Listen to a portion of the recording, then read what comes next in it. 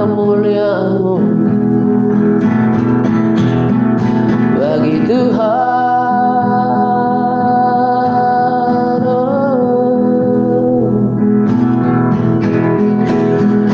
Bagi Tuhan saja.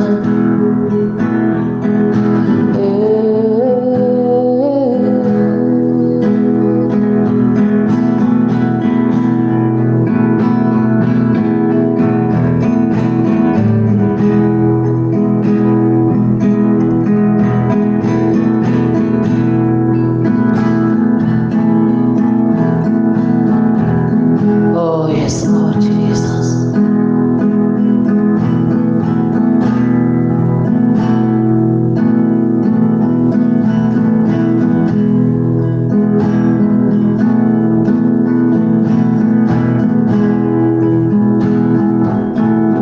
Bila Kau izinkan sesuatu terjadi, ku percaya semua untuk kebaikanku. Bila nanti telah tiba waktu, ku percaya kuasa-Mu memulihkan hidupku.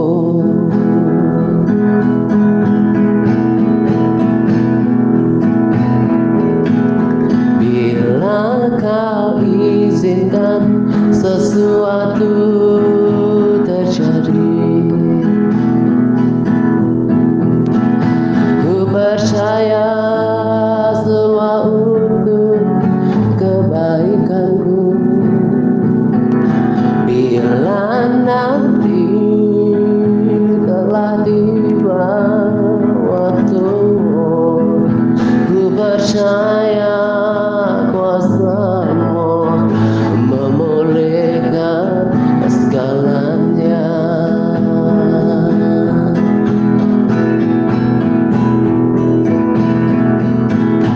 Waktu Tuhan pasti yang terbaik, walau kadang tak mudah dimengerti. Lewati cobaan,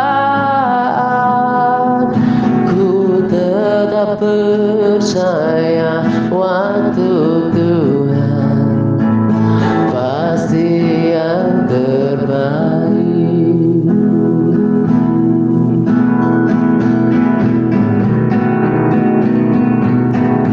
Bila Kau izinkan sesuatu terjadi, ku percaya semua untuk kebaikanku. Bila nanti telah tiba waktu-Mu, ku percaya kuasa-Mu memulihkan hidupku.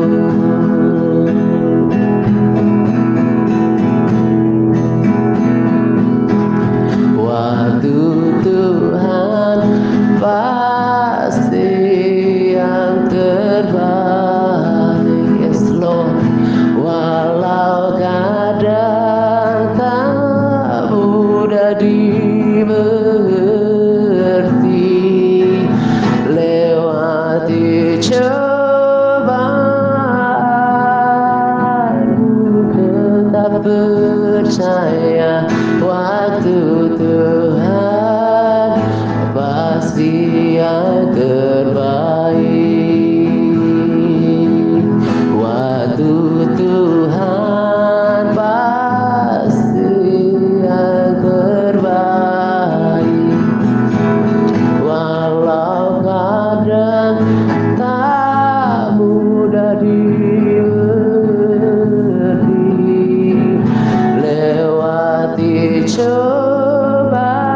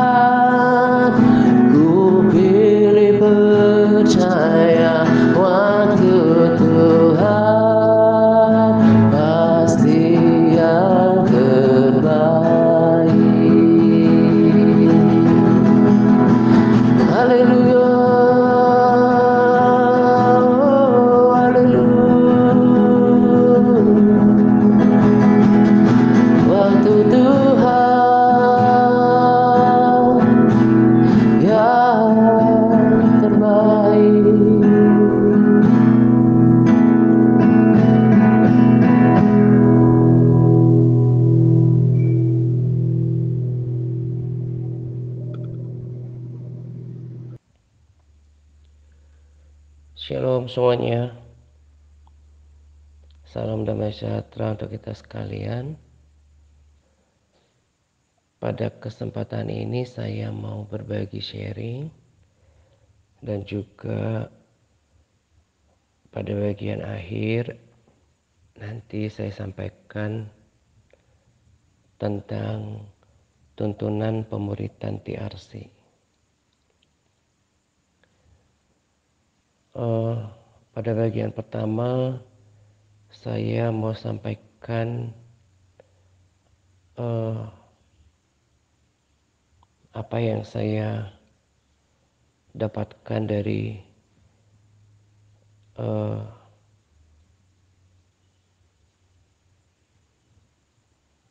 Tuhan ketika bangun pagi ini. Saya rekaman hari Minggu ini, dan topik yang saya mau sampaikan ini juga sebetulnya sudah saya siapkan pada hari-hari sebelumnya, tapi saya tetap bawa dalam doa. Saya khawatir apa yang saya ingin sampaikan ini berasal daripada keinginan saya gitu ya, karena topik ini sangat sensitif atau rentan untuk kemudian disalah mengerti gitu ya. Saya nggak mau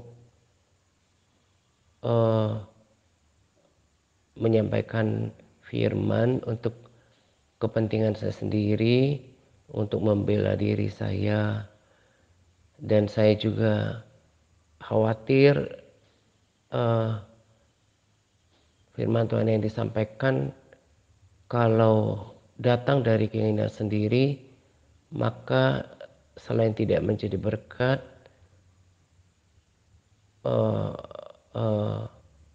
maka apa yang saya sampaikan itu akan menimbulkan prasangka-prasangka atau disalah mengertikan gitu. Tetapi apa yang sangat kuat saya rasakan tadi pagi ketika bangun, biasa saya bangkitkan roh saya dengan berbahasa roh gitu ya. Saya rasakan duka yang dalam dari hati Tuhan gitu ya, terkait dengan pelajaran yang kita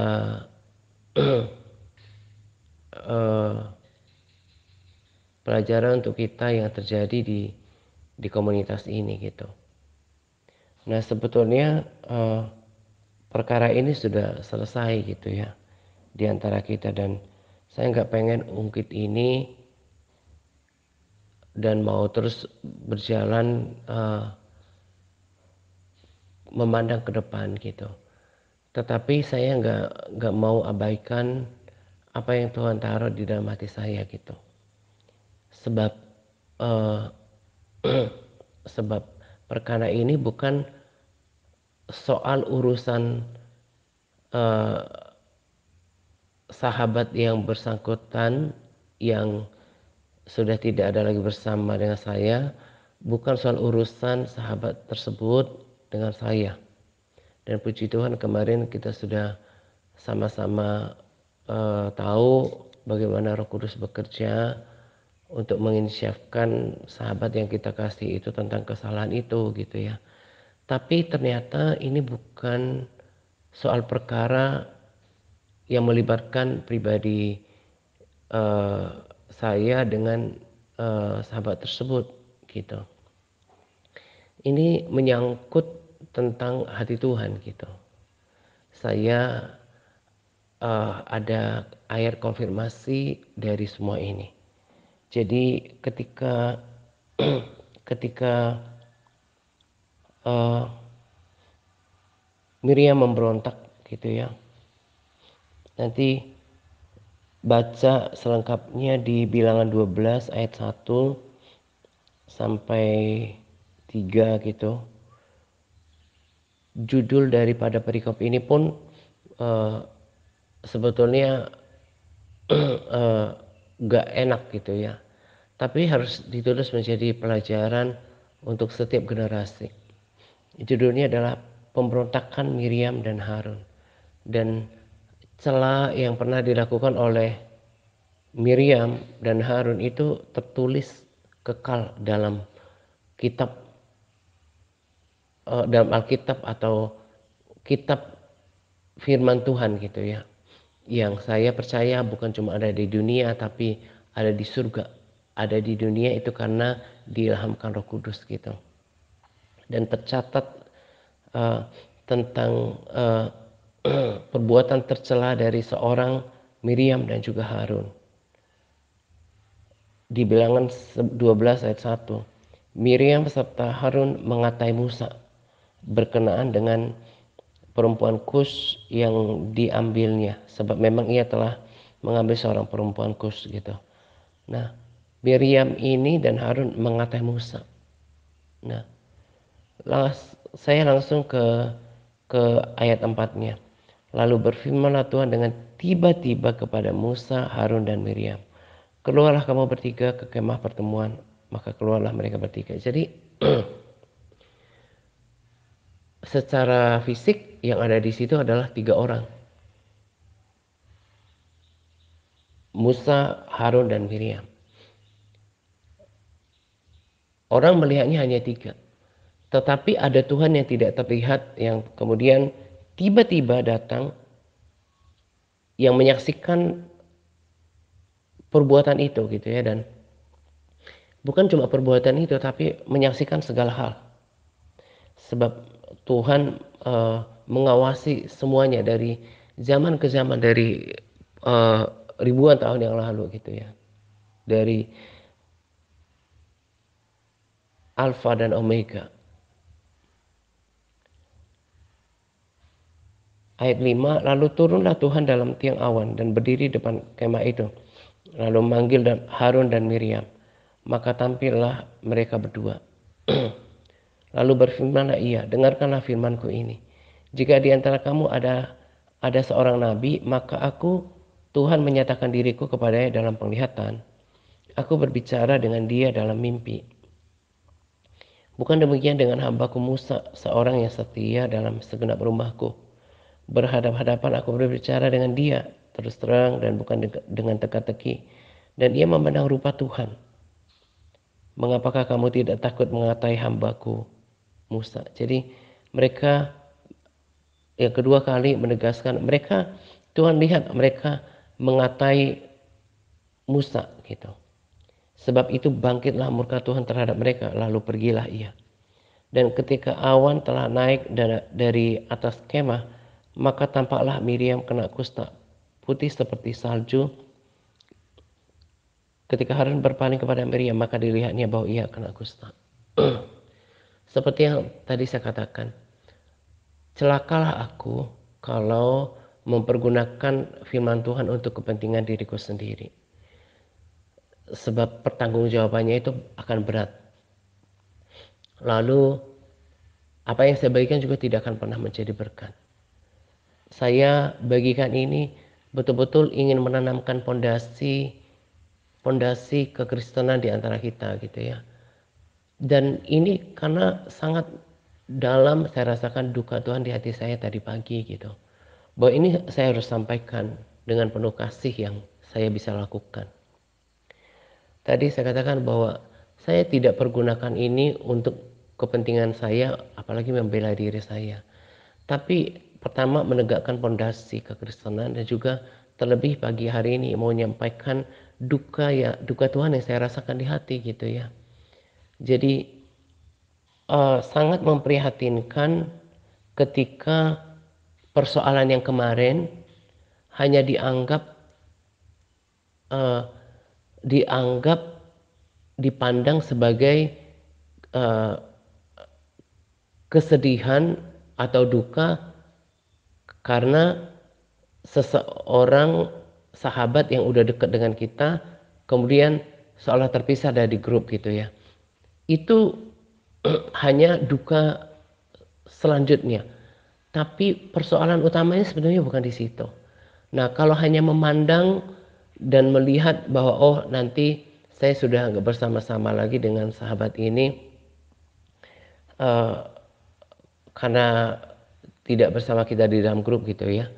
Kalau itu dianggap sebagai uh, main issue atau sebagai akibat utama atau uh, perkara utamanya atau uh, pokok persoalannya atau apa saya bahasakan ini ya sebagai hal yang membuat kita berduka gitu, salah.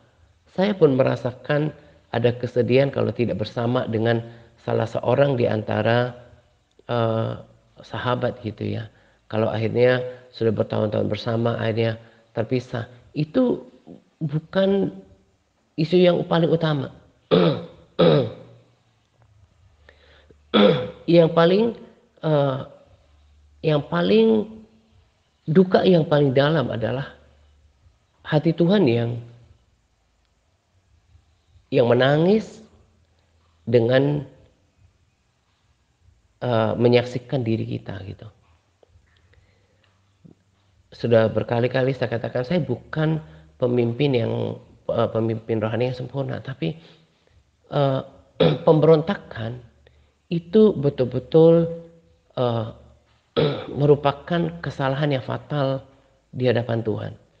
Karena pemberontakan akan mengocokkan semuanya dan itu adalah karakter Lucifer. Karakter si jahat, karakter musuh Tuhan. Tuhan tahu Musa itu nggak sempurna. Tapi tidak lantas ada pembenaran untuk Harun dan Musa mengatai dia. Saya kemudian cukup shock juga ya ketika saya renungkan perkataan dari sahabat tersebut yang berkata bahwa biasanya dibahas dulu gitu ya kalau ada. Jadi itu yang kemarin saya katakan bahwa jangan sampai me, me, me, membahas tentang kekurangan dan kejelekan pemimpin termasuk raja-raja. Jadi gini, kadang-kadang kita mau kadang-kadang uh, bukan kadang-kadang, mungkin ada motivasi di dalam kita yang sebetulnya gak jahat amat gitu ya, maksudnya ingin membicarakan uh, unek-unek kita perihal pemerintah, raja atau pemimpin kita terhadap orang lain. Tapi itu berpotensi untuk disalahgunakan, disusupi oleh si jahat untuk mengatai, untuk membicarakan kejelekan, bahkan menggosip baik raja, baik pemerintah maupun pemimpin rohani. Bahayanya itu di situ. Nah, saya lagi-lagi katakan, saya bukan ingin melindungi diri saya dengan firman Tuhan. Betapa berdosanya saya gitu ya. Tapi pemberontakan itu uh, membuat kekacauan, merusak suasana. Bagaimana Tuhan murka. Murka itu kan bukan cuma marah biasa. Murka itu berarti, jadi kalau bahasa Inggris itu juga beda bahasanya. Kalau cuma yang uh, uh, tahu lebih tentang bahasa Inggris pasti beda, pasti ngerti. Marah yang sampai melampiaskan amarah yang ingin membalaskan itu beda. Jadi murka itu juga secara terminologinya itu beda dengan marah. Murka itu berarti sebuah tindakan yang benar-benar diikuti dengan penghukuman, sanksi seperti akhirnya Miriam uh, Miriam kena sanksi daripada Tuhan. Jadi tindakan memberontak terhadap orang tua, tindakan memberontak terhadap pemerintah atau raja, termasuk pemimpin rohani, itu hukumnya itu sama. Akan mendatangkan murka bagi dirinya sendiri. Ada ayat firman Tuhan juga yang berkata bahwa siapa yang melawan pemerintah itu mendatangkan murka atas dirinya sendiri. Jelas kan? Bukan soal pemerintah atau raja, pemimpin rohani itu salah atau benar. Tapi respons kita yang menyerangnya, mengatainya, itu akan mendatangkan murka atas diri kita sendiri. Itu rumusannya, itu hukumnya. Sebagaimana Tuhan mendatangkan murka atas Harun dan Miriam, ayat yang sama mengatakan bahwa orang yang melawan pemerintah itu mendatangkan murka. Itu penegasan bahwa orang yang tidak menghormati raja, pemerintah, orang tua, dan pemimpin rohani itu akan dimurkai oleh Tuhan. Itu yang prinsip yang fundamental. Jadi saya sangat gak setuju orang membicarakan kekurangan, kejelekan baik pemerintah atau raja, pemimpin, orang termasuk orang tua gitu ya. Saya tapi walaupun nggak terlalu tajam gitu ya, karena saya juga nggak terlalu banyak berkomunitas gitu ya, jadi nggak ada teman untuk kritisi pemerintah gitu. Tapi saya pernah ada kritisi misalnya kekurangan pemerintah, tapi itu dulu jauh sebelum saya membaca firman. Setelah saya mulai membaca firman, terlebih sudah sungguh-sungguh melayani Tuhan, sangat pantang, sangat kehilangan damai sejahtera bagi saya untuk mengkritisi, mengomentari, menjelekkan raja atau pemerintah yang konon saya doakan. Sama seperti firman Tuhan katakan bahwa tidak boleh, tidak pantas dari kita keluar pujian kepada Tuhan, tapi dari sumber yang sama keluar juga kata-kata yang jelek. Dan gak berimbang, gak selaras, gak cocok, gak setara ketika kita katakan kita mau berdoa untuk raja, kita berdoa untuk pemerintah. Tapi di sisi lain kita kok jelekkan kinerja pemerintah. Itu tidak mulia gitu ya. Itu perkataannya tidak suci. Saya tahu kekurangan pemerintah, maka saya berlutut, saya bersyafaat, Tuhan berikan takut akan Tuhan kepada pemerintah kami, berikan hati yang melayani, yang memperhatikan, ada banyak hal, pembangunan, kesejahteraan rakyat, ada yang melayani, ada banyak. Tapi itu dibawa dalam doa. Dengan hati yang sungguh-sungguh dan itu berkenan kepada Tuhan. Mau sampaikan apa tentang pemerintah, yang penting tidak mengutukin gitu ya. Keluh kesah kita terhadap pemerintah, sampaikan kepada Tuhan. Jangan menjadi topik pembicaraan. Sebab berpotensi untuk jatuh pada penghakiman, mengkritik, menjelekkan, menyatakan ketidakpuasan. Kan firman Tuhan mengajarkan kita untuk menjaga bicara. Nah, hal yang sama juga terjadi terhadap orang tua. Saya tulis juga dalam Capas bahwa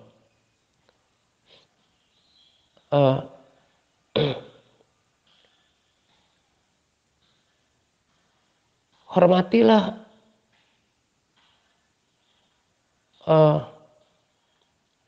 ayahmu dan ibumu. Ini adalah suatu perintah yang penting.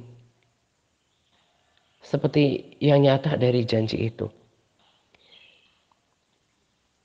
Di sini nggak dikatakan bahwa hormatilah orang tuamu yang takut Tuhan. Hormatilah orang tuamu yang sempurna. Enggak. Bahkan ketika kita menjadi orang percaya, orang tua kita belum percaya pada Yesus atau udah orang Kristen tapi mungkin dia kasar atau mungkin berlaku tidak seturut firman. Tapi kita harus tetap hormati. masalahnya itu hukum yang penting. Demikian juga perintah Tuhan yang berkata bahwa berdoalah untuk naikkanlah permohonan doa syafaat, ucapan syukur untuk semua orang, untuk raja-raja dan untuk semua pembesar. Kan tidak ada tambahan raja-raja atau pembesar yang takut Tuhan. Justru kita berdoa untuk takut akan Tuhan, sebab seperti kita di sini bahwa kita pemerintah di negara yang mayoritas muslim gitu ya. Kita dipimpin oleh pemerintah yang tidak seiman dengan kita. Lantas apakah itu membuat kita tidak menerapkan firman Tuhan, tidak mendoakan mereka, tidak memberkati mereka? Lantas apakah karena tidak seiman kita mengkritisi mereka? Berarti kita bukan pelaku firman gitu. Nah, ini yang pengen saya tanamkan. Makanya kalau ada orang yang sudah saya tahu udah baca firman, apalagi melayani, masih bertanya pada saya tentang uh, sikapnya terhadap mungkin orang tuanya atau uh, hamba-hamba Tuhan di gereja lokalnya gitu ya. Saya jawab sih dengan cara terbaik yang saya bisa. Tapi di hati saya itu apa ya? Uh,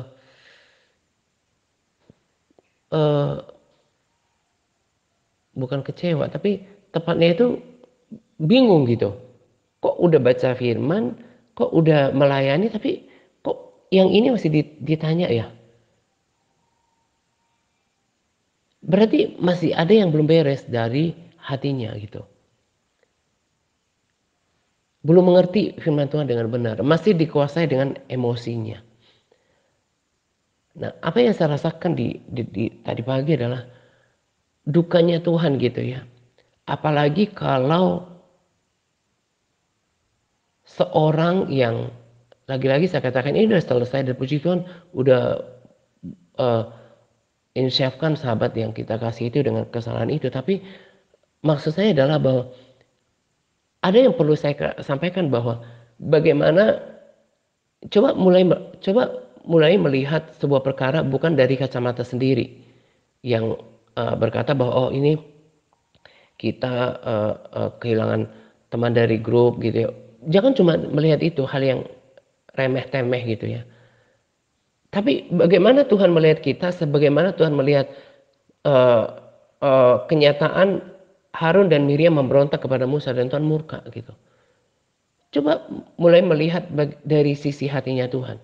Anak-anaknya yang harusnya mereka berbicara tentang kesatuan roh, berbicara tentang ada didikan, ada nasihat, ada teguran, berbicara tentang perkara rohani, tapi akhirnya di dikacaukan, dirusak oleh roh pemberontakan. Dan Tuhan berduka dengan ini. Sebab Tuhan lihat, nanti saya bagikan kesaksian mimpi saya ya, tentang nyatanya Tuhan Yesus itu. Tuhan lihat semuanya. Dan jangan mentang-mentang kita udah selesai dan semua selesai. Dan saya ambil waktu untuk sungguh-sungguh bertobat sama Tuhan. Mewakili komunitas ini. Mau bertobat sama Tuhan untuk apa yang terjadi.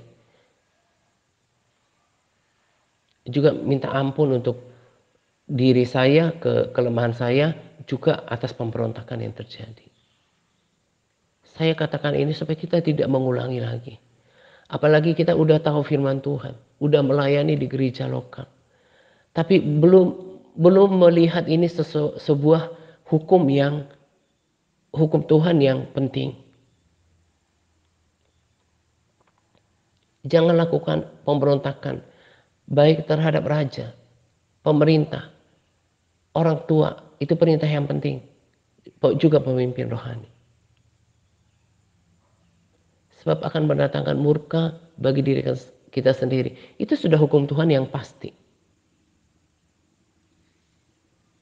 Jangan lagi kita mendukakan Tuhan dengan sikap kita yang tidak dewasa. Firman Tuhan berkata apa? Adanya saja perselisihan di antara kamu itu menunjukkan tidak ada masih kanak-kanak. Makanya sebetulnya ya, ya ini sudah saya mulai bicara juga tentang bagian kedua gitu. tentang tuntunan pemuritan. Nanti juga saya bagikan pesan WA salah seorang sahabat yang di follow up oleh tim admin gitu ya.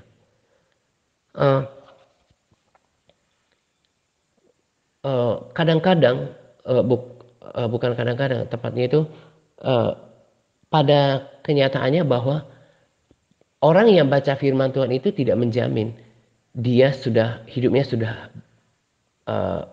sudah diubahkan. Bahkan orang yang melayani Tuhan di dimanapun, termasuk di gereja lokal, termasuk yang sudah berdiri di mimbar, itu belum tentu hatinya lebih lebih baik daripada mereka yang tidak melakukan par. Tapi bukan berarti bahwa saya akan kompromi dengan ini gitu ya. Kita tetap harus memperbaiki semuanya. Melakukan par tapi menjadi pelaku atasnya. Jadi apa yang dia disampaikan pada WA itu memang benar bahwa yang kita kejar adalah perkenanan Tuhan gitu ya, hidup berkenan. Itu yang disampaikan oleh Bu Frins gitu. Dan ada 3 orang nanti yang akan dikeluarkan dari MTRC Advance. Tapi mereka bukan berarti orang yang uh, orang yang orang yang kualitas jelek gitu, bukan. Makanya setelah tahu perkataan Bu Frins, lalu nanti juga seperti yang saya katakan, seperti 2 sahabat nanti yang kalian juga pasti tahu ketika dikeluarkan dari MTRC Advance gitu ya. Itu bukan berarti mereka orang yang tidak lebih baik bahkan dibanding orang yang parnya oke, melayani di gereja lokal. Enggak gitu. Jadi orang yang saya keluarkan 3 orang itu nanti dari MTRC Advance itu bukan berarti mereka yang orang-orang yang jelek gitu, bukan. Tapi mereka dikeluarkan untuk karena alasan ketidakdisiplinan dan tidak berkomitmen melakukan par. Jadi kaitannya hanya karena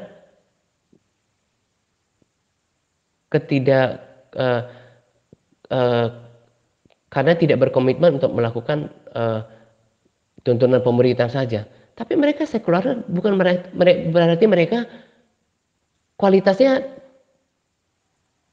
jelek gitu. Bahkan mereka jauh lebih baik menurut saya daripada beberapa di antara kita yang kelihatannya aktif ber-SK tapi nggak semua ya. Jadi harus bijaksana mendengarkan sharing saya. Beberapa di antara kita yang kelihatannya wah sungguh-sungguh melayani. Seperti orang yang pontang-panting melayani gitu. Suka berbagi SK. Lagi-lagi ya para sahabat harus bijaksana ya memahami perkataan saya ini. Bukan berarti semua yang ber-SK itu saya cap seperti itu. Tapi memang ada, bahkan dari dulu, aktif membuat SK.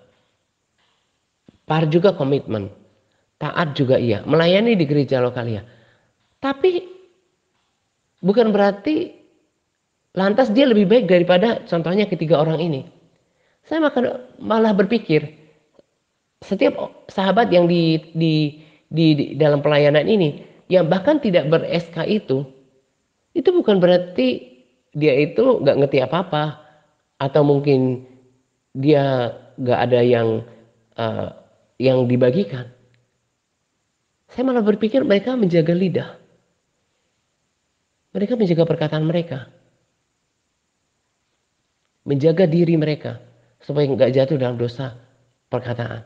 Jangan-jangan mereka heran melihat perilaku orang-orang yang kelihatannya par, aktif, melayani sungguh-sungguh, tapi memiliki perilaku yang nggak seturut dengan firman Tuhan, bahkan memiliki pemikiran yang udah keliru gitu. Pemikiran yang merasa dirinya lebih baik daripada orang lain, bahkan uh, merasa bahwa orang tertentu sudah nggak layak lagi uh, diselamatkan gitu ya. Ada pemikiran-pemikiran yang keliru yang mencengangkan, dan saya bersyukur lewat puasa-puasa kemarin Tuhan singkapkan, bukakan semuanya gitu. Dan ini menjadi duka bagi saya, dan saya ajak beberapa pendoa untuk mendoakan hal ini gitu. Jadi lagi-lagi saya katakan bahwa saya belum sempurna. Tuhan akan terus sempurnakan hidup saya, dan saya mau berubah. Karena saya nggak mau kehilangan Yesus. Nanti saya berikan kesaksian saya gitu ya. Kesaksian mimpi ini. Jadi yuk kita uh, berubah. Jangan hanya uh, uh, cuma kelihatannya aktif tapi nggak sungguh-sungguh menghidupi. Harapan saya sih dari dulu, terlebih belakangan saya katakan bahwa lebih baik mendengarkan, memperhatikan, itu dulu merenungkan, daripada sibuk untuk berkomentar tapi salah. Tapi berbagi kesaksian, sharing yang membangun, itu justru saya harapkan itu berdampak untuk membangun. Tapi jaga perkataan, jangan sampai ada perkataan yang merusak suasana.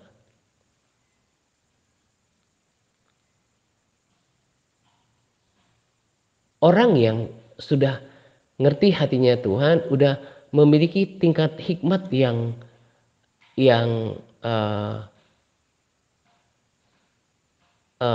memadai gitu ya. Seperti saya contohkan tadi, saya tahu kok kekurangan uh, uh, pemerintah saya, tapi saya nggak bicarakan ke orang lain. Saya takut jatuh dalam dosa perkataan, bahkan cenderung menghakimi atau mengatai seperti Miriam ini. Jadi nggak pantas, saya ulangi, nggak pantas untuk membahas kekurangan, kelemahan raja, pemimpin, orang tua, termasuk pemimpin rohani. Walaupun tadi saya katakan, tadinya sih cuma pengen mengungkapkan unek-unek kita, tapi nanti bisa bergulir perkataan itu pada sebuah kesimpulan menghakimi. Dan firman Tuhan berkata, itu akan mendatangkan murka sendiri. Lebih baik berdiam diri, berlutut kepada Tuhan, dan katakan itu kepada Tuhan. Apapun boleh dikatakan kepada Tuhan. Keluh kesah kita, sampaikan pada Tuhan. Dan kita akan bersukacita ketika Tuhan ubahkan. Jangan kita sampaikan itu di depan umum, yang membuat orang lain bisa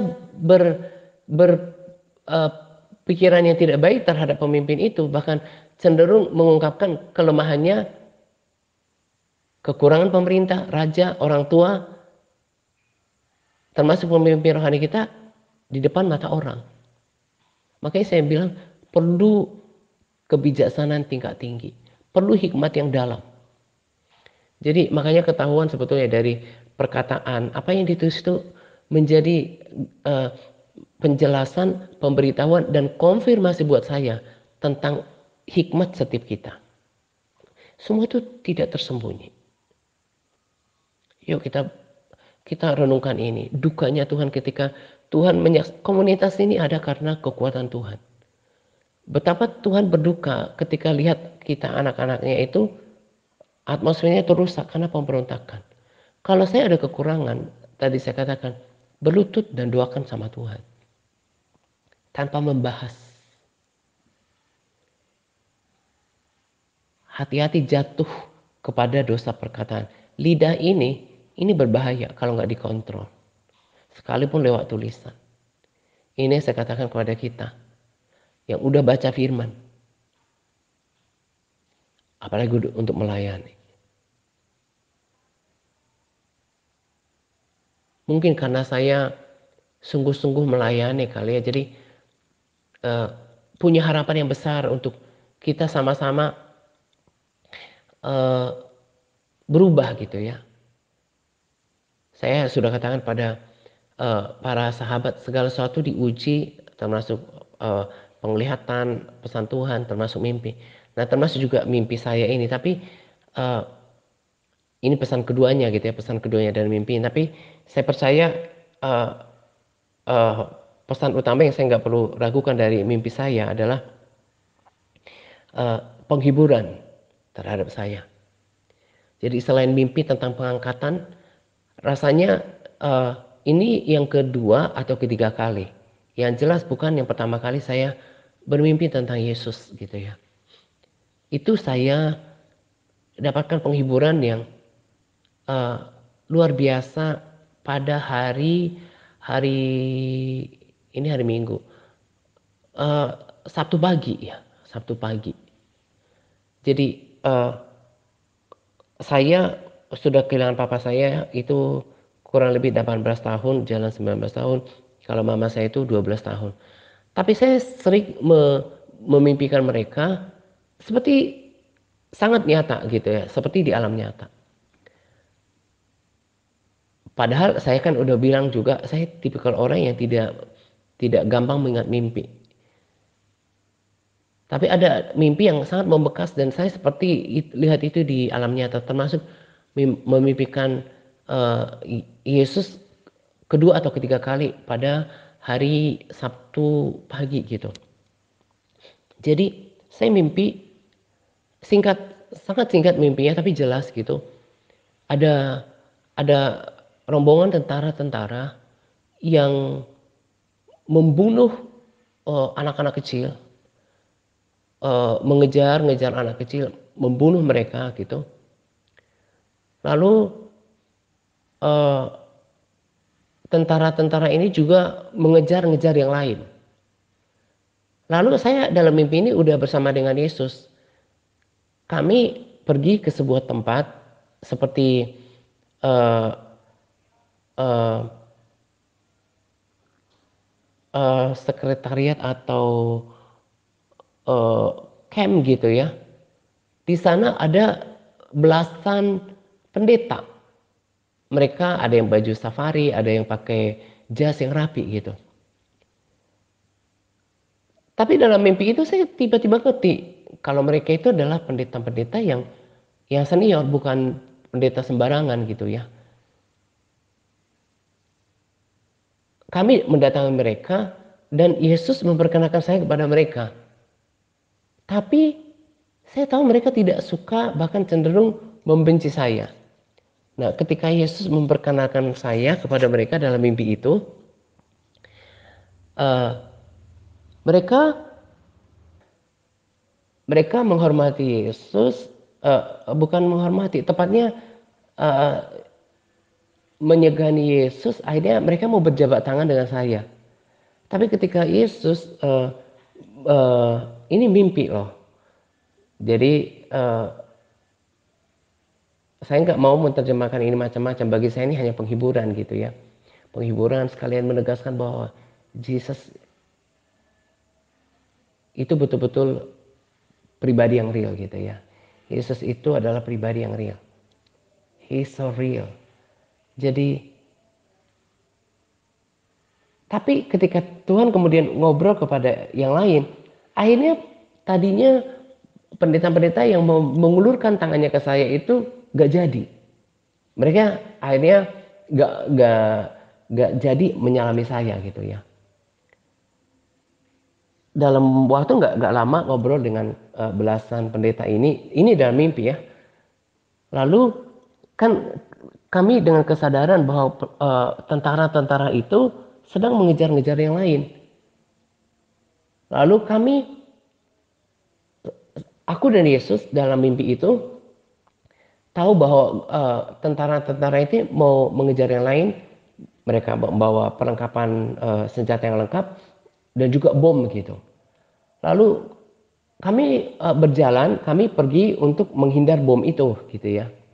Nah, karena pengertiannya sama dalam mimpi itu, lalu jadi saya gandeng tangan Yesus erat dan saya seperti dikepik gitu ya.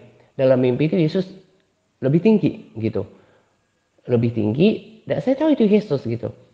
Saya dipegang erat-erat kayak tangan saya ini nggak bisa terlepas. Nah, saya bilang sama Yesus gini, Yesus, kenapa kita nggak berlari saja?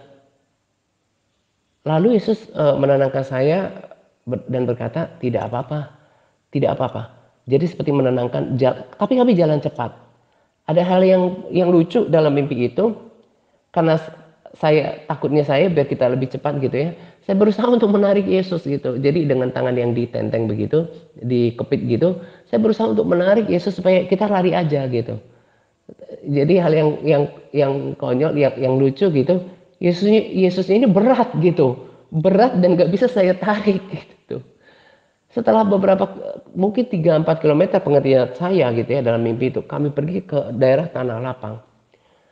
Ada bom yang meledak yang sangat besar dengan radius yang jangkauan yang besar. Tadi saya katakan udah berkilometer, kami bukan puluhan tapi berkilometer kami pergi ke arah Tanah Lapang. Dan saya tahu camp di mana pendeta-pendeta tadi hancur dan mereka dibom.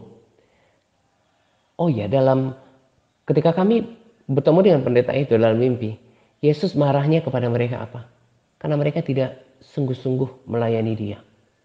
Marahnya Yesus dalam mimpi itu, nah ini bukan pesan yang saya artikan untuk pribadi saya ya, tapi perkataan Yesus dalam mimpi itu, Tuhan menegur mereka, uh, uh, memperingatkan mereka atau berkata tentang mereka bahwa mereka itu tidak melayani dengan sungguh-sungguh gitu.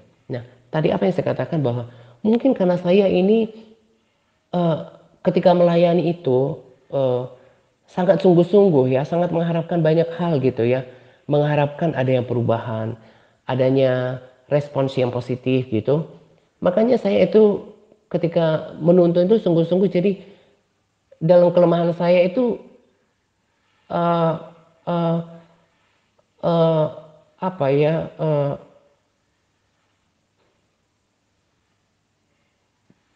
terkadang baperan gitu. Jadi kebawa perasaan sama lah kayak orang tua di rumah. Yang orang tua ketika mengharapkan anaknya menjadi seseorang yang lebih baik, yang berhasil, yang hidupnya lebih lebih lebih baik, itu kan marahnya bisa kadang nggak terkontrol. Tapi ngertilah orang tua yang mengharapkan yang terbaik kepada anak-anaknya. Demikian juga dengan saya gitu. Uh, karena mengharapkan kita berubah gitu. Kita bertemu Yesus yang saya percaya dan juga yang datang dalam mimpiku itu. Memang malam itu juga saya merindukan Tuhan gitu ya. Dan Tuhan selalu kasih penghiburan. Jadi kalau saya dalam uh, dalam penyampaian itu nggak sempurna. Pahami bahwa saya memang sebagai orang tua yang memang mengharapkan banyak gitu. Kalau udah dikasih firman, dia kenapa masih bertanya misalnya tentang uh, perkara A misalnya. Kan firman Tuhan udah tulis. Kenapa kau nggak sungguh-sungguh tanamkan dan ingat itu? Itu kadang pikiran saya kepada orang. Bertanya tentang ini. Kan udah di firman. Tidakkah kau makan firman itu? Itu yang membuat saya kadang-kadang dongkol, kesel sama orang. Makanya termasuk terhadap sahabat yang kemarin yang memang uh, saya juga nggak sempurna ketika memang saya nggak sebutkan namanya, sebutkan di sharing. Itu karena udah dongkol gitu. Seakan-akan sumber kebenaran itu dari orang yang ada di konten. Padahal udah tidak satu kali saya ingatkan, firman itu ada di firman. Saya khawatir kalau manusia itu kan ada kesalahan. Firman itu udah pasti benar. Karena seolah-olah dia mengiyakan kata orang, takut kalau orang salah, dianya juga salah gitu. Sesat gitu loh. Nah, jadi sedikit pun kalau ada pun kekurangan daripada orang tua, pemimpin rohani, itu pandang saja sebagai karena niatnya yang mengharapkan yang terbaik buat kita gitu. Dan makanya juga ada kata-kata haru dari sahabat tersebut, udah lama dibina, tapi kok saya bisa tega seperti itu, seperti ada dua pribadi. Memang kalau sungguh-sungguh disadari ya, orang tua kita yang udah melahirkan kita, itu mempertaruhkan nyawa, membersihkan kotoran kita. Apalagi kalau bayi itu suka bangunnya itu, tidurnya itu terganggu karena bayi kan minta minum mungkin tengah hari, tidurnya nggak nggak nggak tenang, nggak puas gitu ya. Belum lagi mengurusnya, me, merawatnya, mencari uang untuk makan. Maka sangat sangat sangat uh, sangat jahat ketika orang menyerang orang tuanya. Demikian juga pemimpin rohani yang berjaga-jaga atas kita. Oleh kekurangan satu pun, sedikit pun, atau bahkan itu mungkin banyak, tapi langsung merendahkan seperti itu. Makan seperti, maaf ya, melemparkan tai atau kotoran ke dalam mukanya. Itu bagi Tuhan jahat.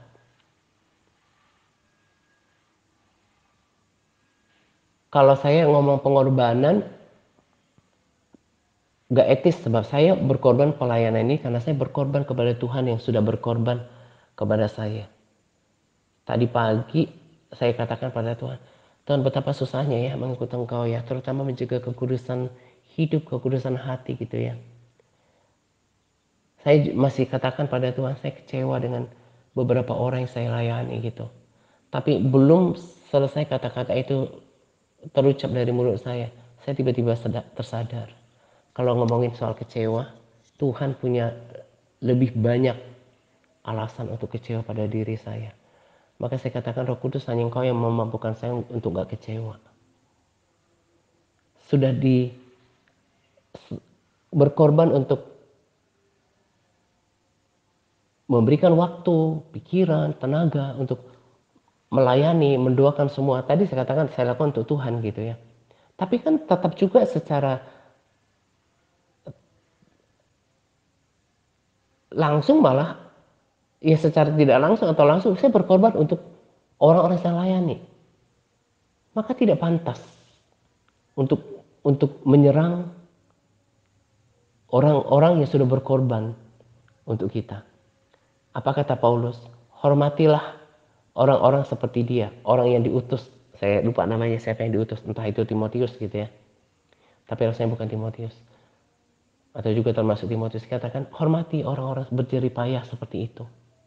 Jangan karena ada sedikit kekurangannya, kelemahannya, langsung dibahas, langsung dibicarakan, langsung diserang.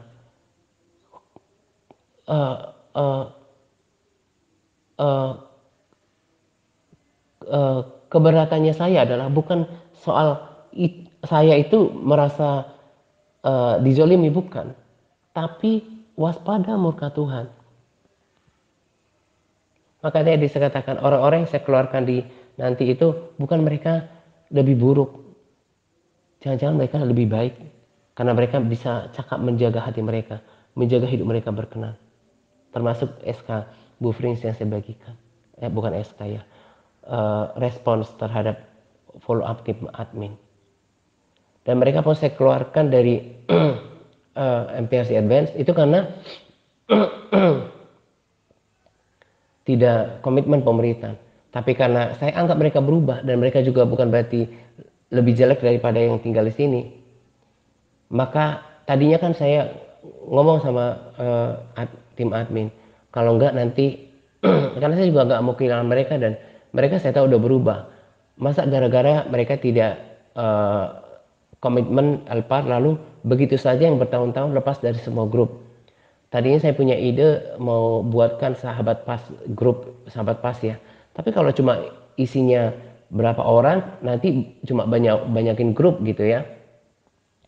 Lalu nggak ada aktivitas juga yang berarti di sana, maka saya berpikir satu-satunya tempat supaya tidak terpisah adalah di Interfam.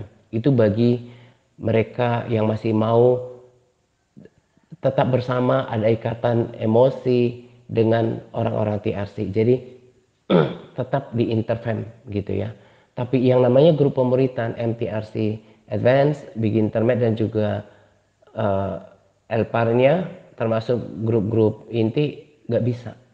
Itu udah harga mati. Saya sebetulnya kadang berpikir kalau udah lakukan apa susahnya sih mendisiplinkan diri gitu ya. Tapi saya tetap tidak mencap terlalu buruk mereka. Memang sih saya kasih nilai merah untuk ketidakdisiplinan dan ketidakkomitmenan mereka, tapi bukan berarti hati mereka juga dikasih nilai merah. Jangan-jangan mereka hanya tidak disiplin di situ, tapi soal hidup mereka sudah tahu menjaga hati dan keberkenanan hidup. Walaupun mereka kelihatannya diam, bukan berarti lebih rendah daripada mereka yang kelihatannya aktif ber-SK atau aktif melayani gereja lokal atau sungguh-sungguh melayani, tapi ternyata melakukan hal-hal yang tidak seturut firman. Nah, maka demi juga menjaga mereka punya kerohanian tetap on, seperti tadi saya bilang, udah bertahun-tahun sama mereka nanti yang akan dikeluarkan dari grup. Dan juga saya juga kasihan sama mereka kalau atmosfer kerohanian mereka menurun gitu ya. Kalau soal video kan mereka bisa tonton di channel TRC gitu. Maka kedepannya Interfam ini akan berfungsi untuk panduan doa, bukan cuma pagi tapi juga untuk panduan doa malam. Jadi supaya kita duduk bersama berdoa malam dan mereka juga tetap kita doakan, kita libatkan berdoa. Sebab mereka kan bilang mereka tetap melakukan hanya gak disiplin, gak bisa mendisiplinkan diri untuk catat dan laporkan. Berarti mereka sama dengan kita, sama-sama melakukan udah diubahkan di pelayanan ini. Jadi mereka juga akan tetap berdoa bersama dengan kita, dan mereka juga kita akan doakan tetap mendapat giliran didoakan di Interfam. Jadi di Interfam nanti selain panduan doa pagi untuk mengingatkan kita berdoa, maka panduan doa malam juga dibagikan saja nanti di Interfam. Nanti saya akan berikan tuntunan selanjutnya kepada tim admin, saya bagi tugas mereka. Tapi khusus untuk hal yang serius atau hal yang pelik, maka nanti akan dibagikan ke grup pendoa dan juga grup pendoa syafaat TRC gitu ya. Jadi perhatikan itu, perhatikan prinsip yang penting. Tuhan berduka kalau kita, apalagi orang yang sudah dilihat orang kelihatannya rohani tapi membuat keonaran dan tidak memberikan teladan. Itu kan ya cuma nggak diungkapkan saja sama yang lain, tapi itu kan perbuatan yang sangat memalukan dan itu mendukakan hati Tuhan gitu ya. Jangan ulangi lagi dimanapun, baik terhadap raja, pemerintah, terhadap orang tua di rumah, pemimpin rohani di komunitas ini, termasuk di gereja lokal. Bukan hak kita untuk mengatai atau membahas kekurangan dan kelemahan pemimpin kita. Takut jatuh dalam dosa perkataan. Hati-hati dengan lidah. Kalau tidak dikontrol, itu bisa mengakibatkan malapetaka untuk diri kita sendiri. Membuat kita nggak berkenan dan hukuman atas diri sendiri. Dan juga udah saya katakan juga dalam sharing ini tentang para sahabat tadi, dikeluarkan mereka, bukan saya nggak kasihan jiwa-jiwa mereka, justru karena saya peduli jiwa mereka, maka saya tak perhatikan atmosfer kerohanian mereka di Interfam. Makanya di Interfam juga nanti akan di create atmosfer rohani yang adanya doa bersama. Soal part kan mereka tetap lakukan, gitu kan? Dan juga kiranya juga terhibur akan Yesus yang nyata, yang kita harus imani lewat firman, lewat penglihatan orang-orang yang udah dipercaya kredibilitasnya, dan juga kesaksian mimpi yang menyatakan bahwa Tuhan Yesus itu sungguh nyata, He's so real. Dan saya terhibur olehnya. Ada pesan-pesan yang pribadi dari mimpi itu sebetulnya, tapi nggak pantas saya bagikan di sini. Tapi itu biarlah untuk diri saya sendiri, untuk terus memotivasi, tidak memandang besarnya pelayanan, tapi bagaimana berkenan kepada Tuhan. Nah, itu yang saya kejar, gitu ya. Nah, kiranya sharing yang saya bagikan ini diperhatikan, direnungkan, jangan cuma didengarkan terus sepintas selalu begitu saja. Tanam di hati, tanam supaya mengubahkan kita. Orang yang cuma dengarkan firman terus dengan emosionalnya uh, uh, bereska, saya khawatir intisarinya itu malah nggak dapat gitu. Perlu waktu untuk merenungkannya, perlu untuk mengaplikasikannya, supaya orang bisa lihat lewat kesaksian kita nanti, baik kesaksian hidup maupun perkataan kita, gitu ya. Nah, ini saja yang saya mau bagikan pada sharing kali ini. Kiranya menjadi pengajaran, memberikan pengajaran pondasi yang kuat bagi kita dari firman Tuhan. Dan kita harus menjadi pelaku firman Tuhan. Jangan menganggap karena udah lakukan udah melayani lantas berkenan di hadapan Tuhan. Enggak. Betul seperti yang dikatakan sahabat itu. Yang harus dicari adalah perkenanan Tuhan. Gitu ya. Dan kiranya juga bisa memandang perkara yang kemarin terjadi, bukan cuma sekedar yang tadi saya katakan. Lihat frame yang lebih besar, bukan cuma aduh kehilangan sahabat ini nih, itu mah cuma feeling, perasaan ABG. Tapi bagaimana dukanya Tuhan ketika lihat anak-anaknya ada pemberontakan. Tuhan sampai turun untuk membereskan perkara Harun dan Miriam. Karena pemberontakan itu merupakan perkara yang besar di mata Tuhan. Perkara besar dalam arti sesuatu yang fatal gitu ya. Demikian juga dengan Lucifer. Kenapa sampai nggak diampuni? Karena pemberontakan. Jangan kita tahu firman, sungguh-sungguh melayani, tapi pikiran kita keliru. Stop membahas pemimpin. Maka sampai kemarin juga saya dengan keras katakan di tim admin, ketika saya tahu ada grup doa di luar TRC, saya bilang jangan pernah doakan saya di situ. Bukan berarti saya sombong, nggak perlu doa. Saya butuh didoakan, tapi didoakanlah di grup pendoa yang sudah berada dalam otoritas TRC, gitu ya. Selamat menjelang 2 pagi untuk kita sekalian. Semangat berpuasa kepada all MTRC yang terus bersemangat dalam berpuasa. Semangat par. Tuhan Yesus memberkati kita senantiasa.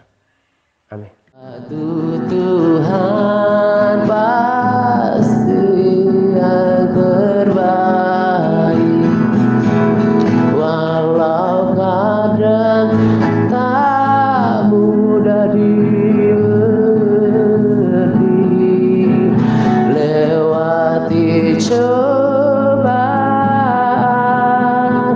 ku mau percaya